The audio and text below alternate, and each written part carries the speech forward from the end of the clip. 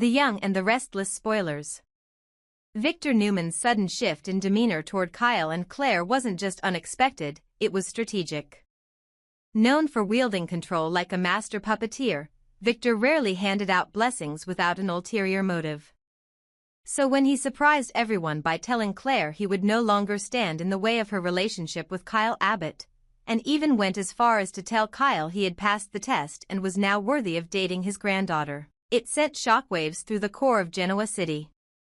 But for those who knew Victor best, like Diane and Jack, the move didn't feel generous. It felt rehearsed. Victoria and Nikki, who normally scrutinized every step their father took, found themselves defending his motives the moment Diane and Jack raised concerns. Their loyalty to Victor had long blurred the lines between admiration and blind faith, and now, once again, they aligned themselves behind the Newman patriarch with unwavering conviction. But Jack, no stranger to Victor's manipulation, and Diane, intimately familiar with emotional sabotage, saw through the facade. They recognized the pattern: charm as camouflage, acceptance as ammunition. Victor had always believed family loyalty was a non-negotiable truth. It wasn't something earned, it was expected, demanded, enforced. So when Claire, in a rare moment of rebellion, made it clear that if he continued to interfere in her love life she would sever their relationship entirely, Victor had no choice but to recalibrate. Losing Claire would mean losing control, and that, more than any distaste for Kyle, was unacceptable. For a man who ruled over his descendants with an iron fist wrapped in velvet, Claire's declaration was a direct challenge to his authority, and it forced him to reconsider his approach. Rather than fight her outright and risk becoming the villain in her eyes, Victor adjusted the optics. He positioned himself as a magnanimous patriarch, telling Claire she was free to make her own choices, even if those choices included Kyle. But this was not a surrender, it was a trap dressed in kindness. By allowing her the illusion of freedom, Victor ensured that when the inevitable fallout came, and he was certain it would, Claire would have no one to blame but herself. And in that moment of heartbreak, she would remember who warned her.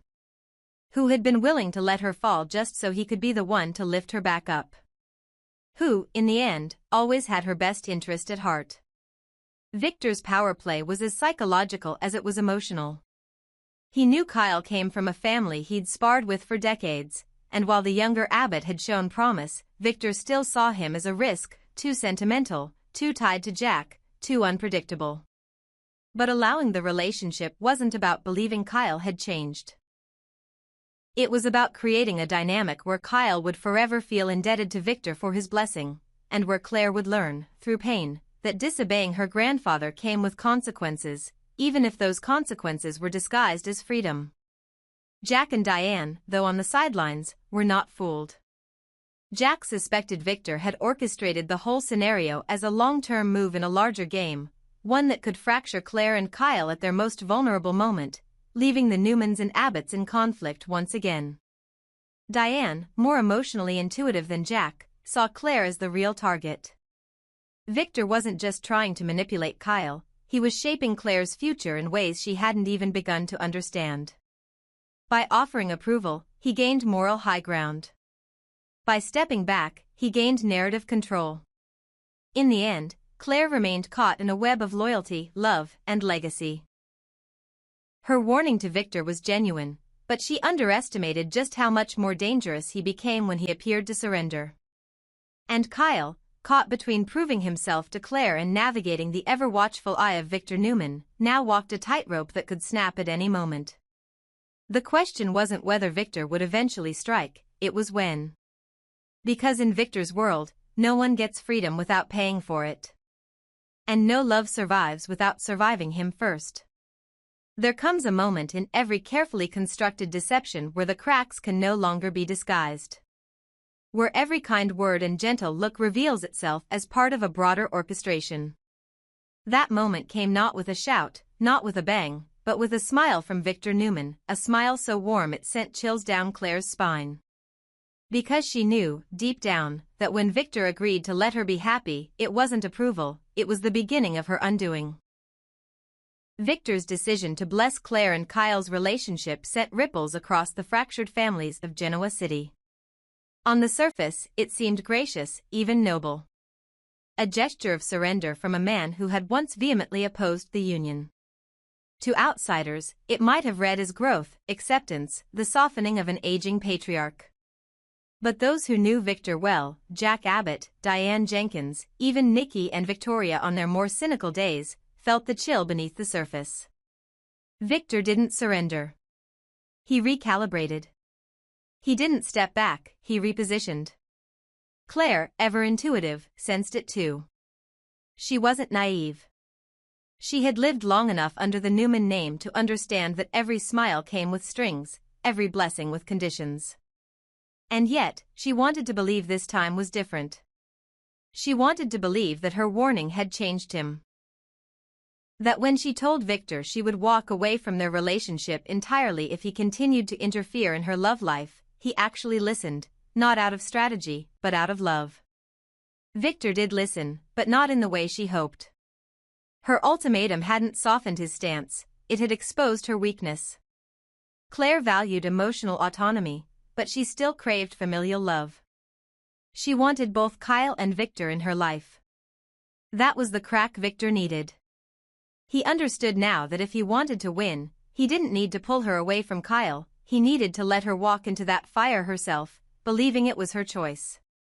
And so, with perfect timing, he called Summer. Miles away in Italy, Summer Newman answered the phone with a smile, unaware that her world was about to be swept back into a storm. Victor's voice on the other end wasn't demanding or sharp, it was gentle, wistful even. He spoke of his youth, of growing up with nothing, of the cold and loneliness of a childhood without parental guidance. He wove a narrative that wasn't false, but selected, designed not to inform, but to shape. He told her how important family was, especially for a child. How Harrison, so young and impressionable, needed consistency, not chaos.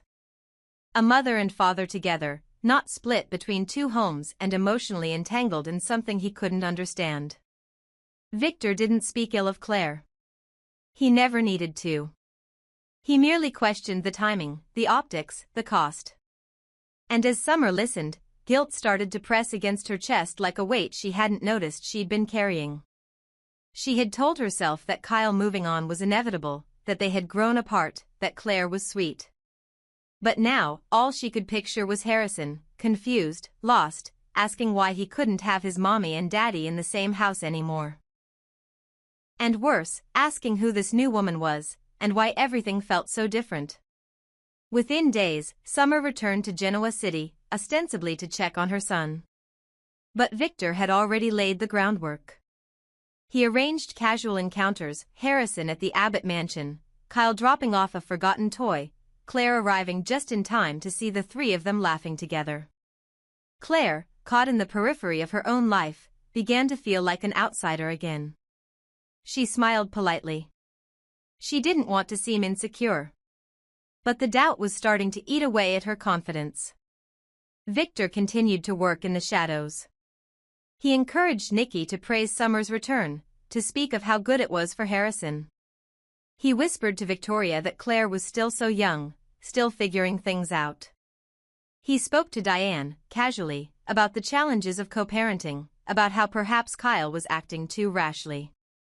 To Jack, he offered concern about the pressure Claire was putting on Kyle. Each word planted like a seed in soil he had long cultivated. And like clockwork, the whispers began to grow. Meanwhile, Victor crafted the most brutal manipulation of all. He engineered a conversation between Summer and Harrison, one so devastating in its simplicity that no one could accuse him of interference. He merely made sure they had time alone, that Harrison asked the question Victor had prepared him for, "Mommy, can't we be together again? I want us all to live in one house. I don't like saying goodbye every night." When Claire arrived to pick up Harrison the next day, she found him curled in Summer's lap, both of them in tears. Kyle stood awkwardly nearby, unsure of what to say. Claire smiled through it, but her heart cracked with every beat. She was no longer the center of the little boy's world. She was a shadow, a beautiful, kind, but temporary shadow in a story already being rewritten. Victor delivered the final blow in person. He invited Claire to his office.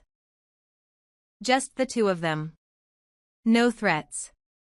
No anger. Just concern. He told her that Kyle still loved her, of course. That no one doubted her intentions. But this wasn't about romance anymore. This was about a child. About a family. And sometimes, love meant letting go. He told her she had done enough, that she had helped Kyle heal, that she had been wonderful. But now it was time to step aside, for Harrison's sake. Claire didn't respond immediately. She stared at the floor, then at the man who had raised her, shaped her, saved her, and broken her all at once.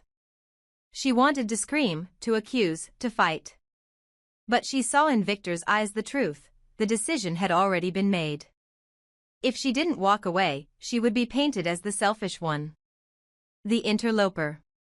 The woman who kept a boy from his parents. She didn't want that narrative, not for herself, and certainly not for Kyle. So she left. She told Kyle it wasn't his fault, even though it felt like it was. She told Harrison she loved him, even though she wasn't sure he would remember it 5 years from now. And then she cried. Alone. On the floor of the apartment they had once decorated together. Victor arrived not long after. Not gloating. Not smug. Just grandfatherly. He sat beside her. Lifted her into his arms. Let her sob into his chest. And then, in the quietest voice imaginable, he stroked her hair and said, "There, my darling. This wasn't your fault. Sometimes life teaches us lessons the hard way. But it was his fault.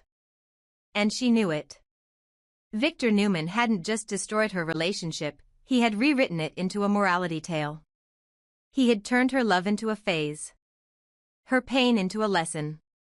Her existence into a stepping stone for Kyle's redemption and Summer's return. And the worst part? Everyone would thank him for it. They would say he saved the family.